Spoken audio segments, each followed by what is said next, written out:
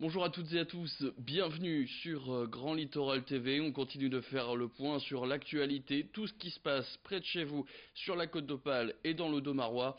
L'Audomarois d'ailleurs où on se rend tout de suite puisque depuis plusieurs semaines, les habitants de Ruminguem au nord de Saint-Omer se dressent contre l'installation d'une antenne relais dans la commune. Une pétition a été lancée, elle a été signée par une centaine de personnes, elle a même été envoyée à la mairie. Car même si cette antenne est censée améliorer le réseau de téléphonie mobile dans le village, elle a aussi été installée pour la ligne à grande vitesse passant à proximité et trop près des maisons, d'après les riverains donc qui se plaignent via cette pétition. Depuis, le maire a tenté d'arranger cette situation en déplaçant l'antenne à 350 mètres de l'habitation la plus proche.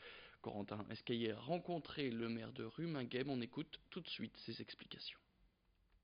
Il faut quand même tenir compte que cette antenne devra comporter 3 paraboles, une pour la LGV effectivement, puisque c'était la critique initiale, c'était que c'était pas pour la commune, mais en fait deux paraboles alimenteront la commune, quoi.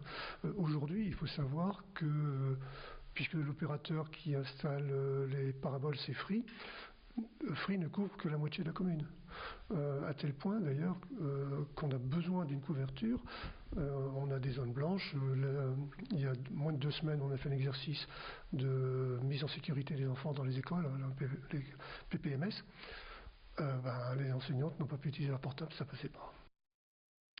Direction Calais maintenant, pour la 14e année consécutive, le Beautiful Swamp Blues Festival aura lieu donc à Calais, à la halle de la Place d'Armes, du 20 au 22 avril. Ce festival de blues animera Calais Nord avec des noms à l'affiche tels que James Hunter, qui a joué entre autres avec Aretha Franklin, Miss Nikki aussi, que les Calaisiens avaient déjà découvert en 2010, et en amont de ce festival, depuis ce jeudi à la Timbale, rue Royale, on retrouve le off de ce festival, des coulisses entre guillemets, qui permettent d'aller conquérir des novices du blues dans les bars qui se trouvent nombreux à Calais Nord.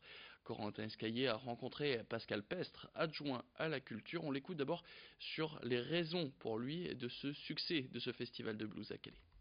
Je crois que le blues est une musique qui plaît, donc c'est vrai que le festival avait d'abord une première période d'existence à Gérard Philippe, et puis depuis qu'on l'année dernière où on l'a rapatrié ici à la Halle, c'est une renaissance, une deuxième jeunesse, et puis on voit que le blues mobilise toujours, c'est intergénérationnel, donc beaucoup de monde. On est content que les 3 soirées du IN soient complètes, et puis que le off marche toujours aussi bien. Ça fait le bonheur à la fois des partenaires cafetiers, restaurateurs, et puis aussi le bonheur des clients ça change de l'ordinaire, quoi, on va dire, c'est une bonne formule. Une formule donc qui permet aussi à Calais d'exister parce que Calais n'a pas de grande salle de spectacle, à l'image par exemple du Cursal à Dunkerque ou de Sénéo à Longnes. Écoutez. C'est vrai qu'aujourd'hui, sur Saint-Omer ou Dunkerque, ils ont aujourd'hui l'avantage sur nous d'avoir des endroits où ils peuvent accueillir beaucoup de monde. Donc on connaît la programmation du Cursal, on connaît la programmation de Sénéo. C'est vrai qu'à Calais aujourd'hui, on n'a pas de lieu d'accueil de ce type, donc on ne peut pas rivaliser avec ça, mais on se démarque justement en organisant par exemple ce festival de blues, en organisant l'idée des tributes par exemple. On a vu que l'année dernière ça avait fait un beau succès, donc cette année on a décidé de renouveler l'expérience. Je dirais que ça mêle à la fois, ça permet d'attirer un public avec des coûts, je dirais un peu plus restreints que si on invitait une vedette aujourd'hui très connue et forcément très chère. Et puis on termine cette édition avec le fameux Pierrot de Lille, vous le connaissez sûrement pour son très célèbre Goûtez-moi ça. Pierrot de Lille donc qui se lance dans un nouveau projet, ses meilleures recettes régionales à la maison, conditionnées, sous vide et vendues en grande surface. Associé à des producteurs locaux, Pierrot nous a reçus chez lui à Capagem dans son restaurant pour goûter son fameux Podjevlech, et c'est Xavier Silly qui a eu la chance d'y goûter. Sandrine, 2 anneaux stockés, s'il vous plaît. Voilà Fred. Alors Fred, il va nous déballer ça. Ça, c'est le nouveau Podjevlech que lance Pierrot de Lille, la star nordiste de la cuisine. Le restaurateur veut faire briller bien au-delà de la région ce plat typique flamand qui réunit de la viande de poule, de lapin, de porc et de veau, froid et pris dans de la gelée légèrement vinaigrée. Moi, mon idée, ce serait que maintenant le pot de chevêche soit connu comme le cassoulet, la choucroute, ou même le couscous qui nous a tellement pris de valeur. Je voudrais que mon pot de chevêche, on le voit partout dans toute la France, parce qu'il y a des gens du Nord partout. Et je sais bien que si on en envoie à ces gens du Nord, après ils vont le faire connaître à 2 autres personnes. Avouez que l'été, tu as un bateau à Saint-Tropez, tu mets ça sur le bateau, il y a des copains qui viennent, tu sers ça qu'une salade, ce sera parfait. Allez, mets-nous un peu de salade avec. Allez, un petit peu, un soupçon, hein. Pour atteindre cet objectif, le restaurateur s'est associé avec l'entreprise dunkerquoise Califré. Ensemble, ils ont fabriqué 2 versions du produit, soit en bocal ou en barquette sous vide, avec pour chacun sa petite particularité. Nous, on a fait celui de Pierrot, par exemple, dans le bocal en verre. Moi, j'ai fait rajouter du thym, du laurier, des carottes. Il est un peu plus parfumé. Et alors, l'avantage de celui-là, c'est un nouveau produit. Là, celui-là, c'est formidable parce que c'est un pot de chevêche désossé, sous vide, mais durée de conservation 12 mois. Donc, c'est merveilleux.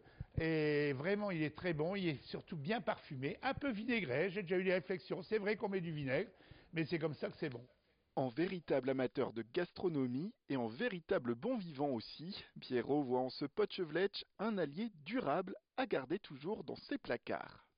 C'est un plat, moi je dis toujours, t'as ça dans ton frigo d'avance, il arrive des copains, eh ben, tu vas chercher une frite à la baraque à frites, tu prends ça, t'as ta bière, et vous passez une bonne soirée avec le potchevletch. De la simplicité et de l'authenticité à découvrir dès maintenant sur le site lesbonnesrecetesdepierrot.fr et très bientôt dans les magasins.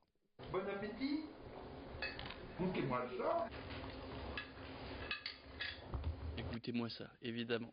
Et on se quitte avec cette info. En bref, attention à la gastro-entérite qui se trouve au-dessus du seuil épidémique, y compris dans les Hauts-de-France. Elle continue de toucher de nombreuses parties du pays, ce qui veut dire qu'en ce moment, eh bien, le taux d'incidence nationale s'élève à 166 cas pour 100 000 habitants, soit bien au-dessus du seuil épidémique qui est fixé, lui, à 148 cas. Une gastro-entérite qui a d'ailleurs connu une hausse en quelques semaines, puisqu'il n'y avait que 139 cas pour 100 000 habitants il y a encore 7 jours.